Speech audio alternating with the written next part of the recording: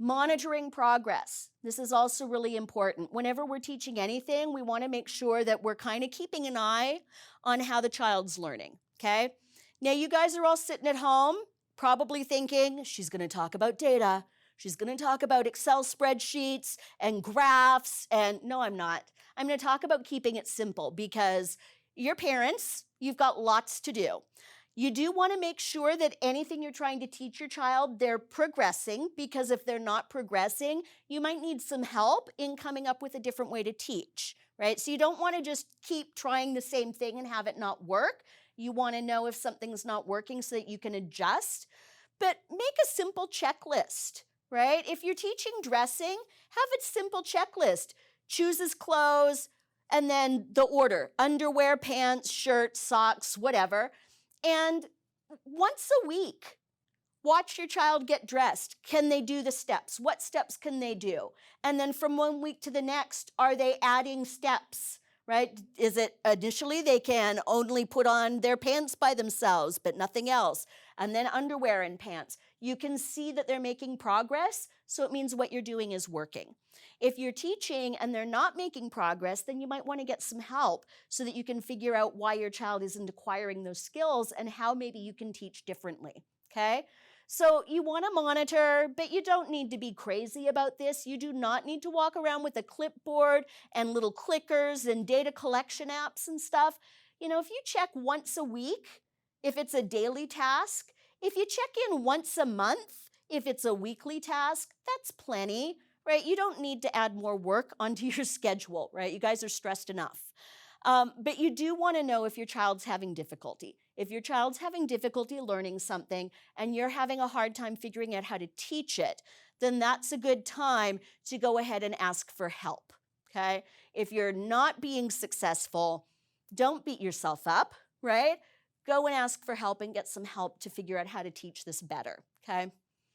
So good times to ask for help. You try to get your child involved in some of the tasks we've talked about today, but your child engages in really significant problem behavior. Don't try like wrangling your kid and forcing them to dust. It's not going to work, right? It's not going to be pleasant for you. It's not going to be pleasant for them. That would be a good time to ask for help. Or you ask your kid and your kid just engages in lots of non-compliance, ignores you, runs away, that kind of thing. Again, don't try and force it. Ask for some help, right? Try to motivate. If you can't motivate, ask for some help, right?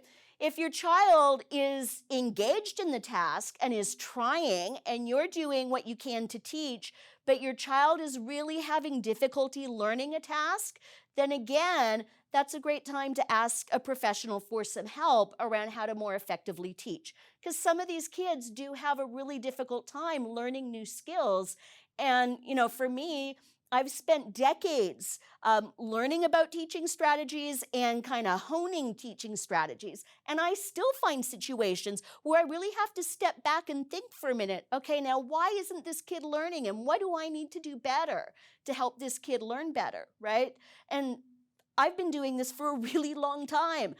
So certainly if you're finding that you're having difficulty, that's expected and it's totally okay. Just ask the professionals that you're working with for some help so that you can be more effective and you can feel more successful and your child feels more successful.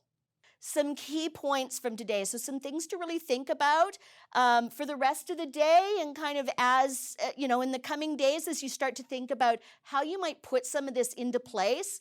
The first thing I really want you to spend some time sitting with and thinking about is the long game. Don't forget the long game. It seems like it's not going to happen for a while, but it does happen faster than you think it will. And I've worked with families where, you know, I've worked with a family from the time that their child is young till the time that their child enters into adulthood. And I've said to them when their child is young, this is going to happen fast. We need to prepare.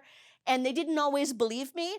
And at the end, they came back to me and went, oh man, you were right. Like this happened way faster than we thought.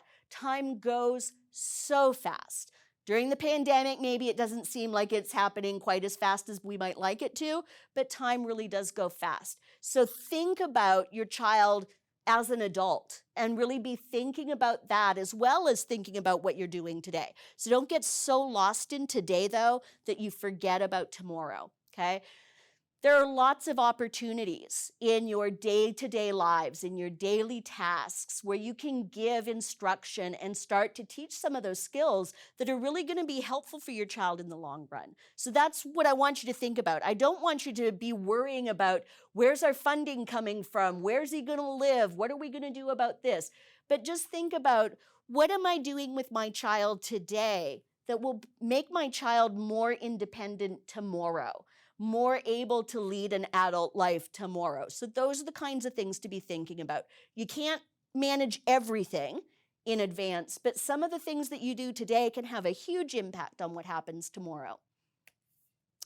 Lots of skills, right? We spent a long time this morning with you guys giving me all of your ideas about the different activities and the different skills that your child can acquire during those activities. So really think about how you can be strategic in terms of getting your child involved in day-to-day activities and teaching them to do things during those activities. So remember, in any activity, it doesn't matter what it is, there are opportunities to work on language and communication skills. There are opportunities to work on social skills, manners, turn-taking, those kinds of things. There are opportunities to work on the development of leisure skills, play skills, hobbies. There are opportunities to work on daily living skills, the kinds of skills that you need to take care of yourself. Lots of opportunities to work on health and hygiene.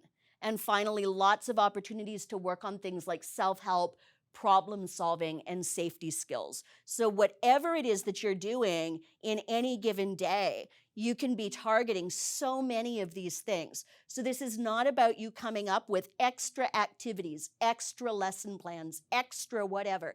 It really is about looking at what you're already doing in terms of activities and how you can use those activities in a strategic way to start teaching your kids things, okay?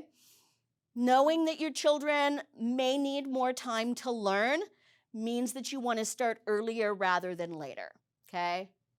Give them as much time as you possibly can. Now, I've mentioned across the day a couple of resources, or one in particular. I've mentioned Boardmaker a lot. I've used Boardmaker for close to 30 years, from way back in little floppy disk format. And recently, they finally made Boardmaker 7. It just came out last week, and it's a replacement to Boardmaker Online. Boardmaker Online, if you used it, was not very good. And so finally, they did some work to update it. I did some beta testing of it over the summertime and gave them some feedback, and have gone back and forth with them actually a few times about some suggestions for improving, and they're still adding some improvements. Nevertheless, Boardmaker is much better now than it was, say, a year ago. So if you've had some negative experiences with Boardmaker Online, I can promise you the new one, much better. I'll tell you the price in a second. So Boardmaker is where you can go to get picture communication symbols, and you can use Boardmaker to make any kind of visual support, get symbols for schedules, get symbols for communication systems, and so on and so forth. The other thing that I use quite regularly is symbol sticks. And all of the symbols that you've seen on my slides today have come from Symbol Sticks. It's an online platform. They have a tool in their platform where you can make your visuals on their page and do whatever. I actually don't like that so much. I don't like their platform for making visuals, but their visuals are awesome, and they've got a huge library, one of the largest libraries out there. And the images are really good, and they're super current. So anybody who's sort of popular in the media, current events, things like that, they have symbols for those like right away. So there's always like topical symbols available. These are both things that you can purchase. With Boardmaker, here are your prices. And I know this isn't in your slides, but I know that people were asking over the break, so I wanted to make sure I spoke to this.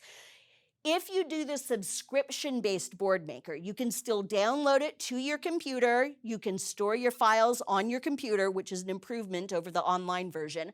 You would, if you're a parent especially, you would just get the personal version. It's $99 a year. And with that subscription, you get ongoing access to all of their updates, including new symbols that they add to their library. If you don't want to do the subscription thing, you can just purchase Boardmaker itself, download it, and have it on your computer, a one-time purchase for $399. These are US dollars. And with that, then you own the software.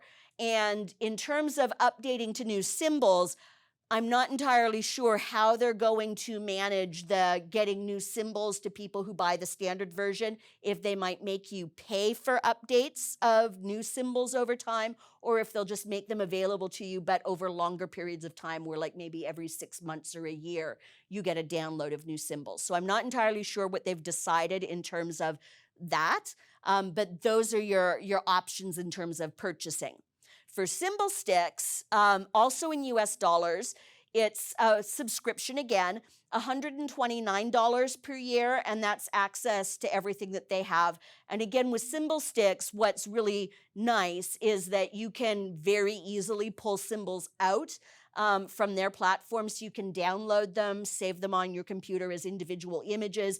You can also take Symbol Stick symbols and upload them into Boardmaker and add them to your own Boardmaker media library, and then you've got both sets of symbols. And the thing that I actually like about Symbol Sticks is that it's about as close to the Boardmaker symbols in terms of style and what they look like as you could possibly get without being sued by the company that makes Boardmaker. So it's really easy for our learners who might be used to symbols from Boardmaker to understand the symbols from Symbol Sticks. Lots of other symbol software programs out there might have symbols that look quite a bit different, and sometimes individuals have a difficult time making the switch between different kinds of symbols. So there are a couple of things around symbol options and things that are out there for you. At the end of the day, and I said this morning, this is a really difficult time for everybody. So many people are struggling now. People who are not dealing with the added challenges of raising kids with autism or developmental disabilities in the midst of a pandemic, they're struggling. So certainly I understand that lots of families are struggling right now. So this is not a presentation to make you feel like you're not doing enough, or that you have to do more, that you have to do something tomorrow.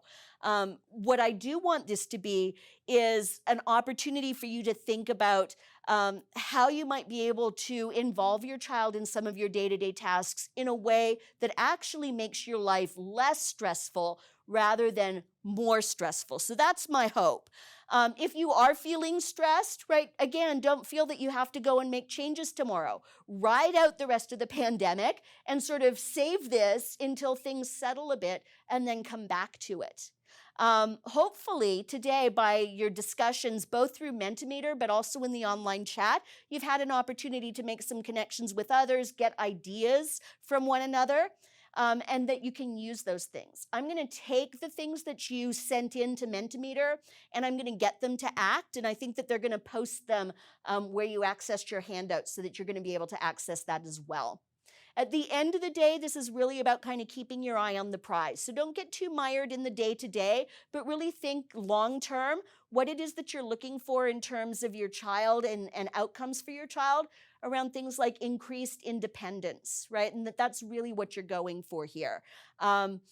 You, right, can help your child acquire some of these skills without having to do a whole bunch of extra work.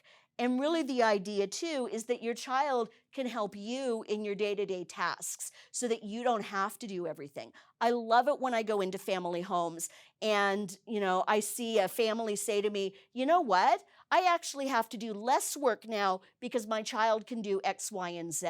So that's what I'm hoping that you're able to move towards too as well, so that your load as a parent actually lessens while your child is also acquiring some independent skills. So I hope that those are some of the things that you've taken away from today. As always, I'm easily Googleable, so feel free to hunt me down if you would like to contact me for anything. And also pay attention to the autism videos at ACT.